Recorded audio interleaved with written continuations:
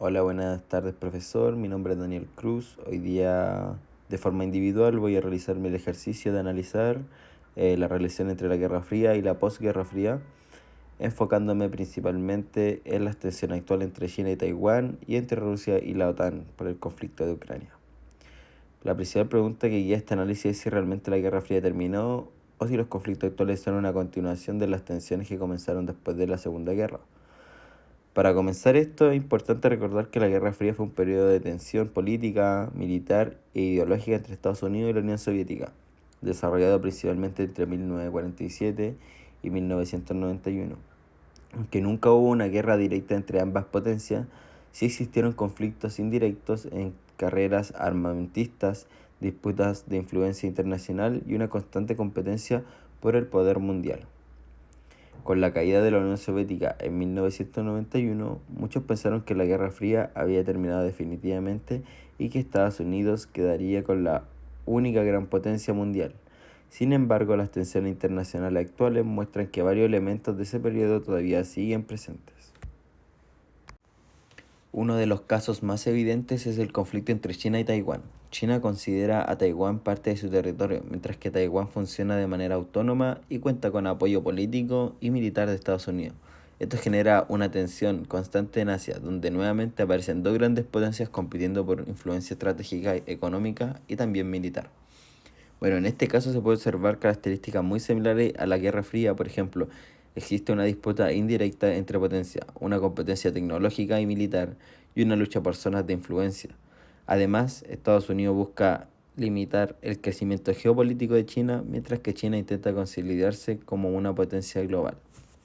Otro caso importante es el conflicto entre Rusia y la OTAN por Ucrania. Después del fin de la Guerra Fría, la OTAN comenzó a expandirse hacia Europa del Este, incorporando países que antes estaban bajo influencia soviética. Rusia interpretó esto como una amenaza directa a su seguridad y a su influencia regional. La invasión rusa a Ucrania demuestra que todavía existen tensiones geopolíticas heredadas de la Guerra Fría.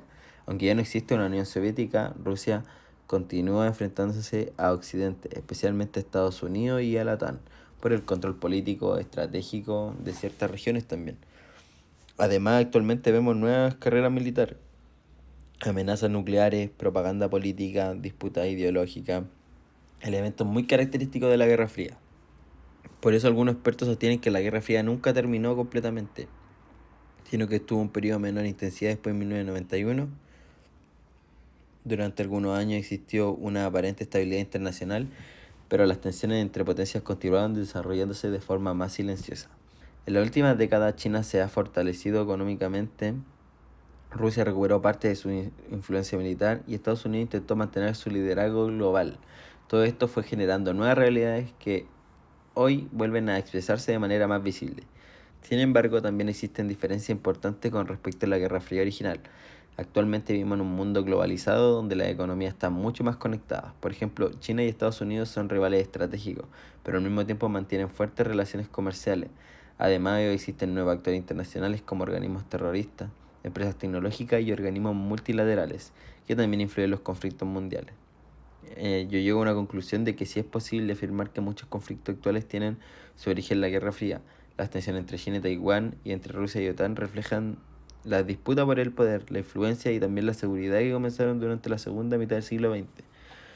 Más que todo y por lo tanto, más que desaparecer completamente la Guerra Fría, parece haberse transformado y adaptado al contexto del siglo XXI de otra manera. Esa es la conclusión que llegué.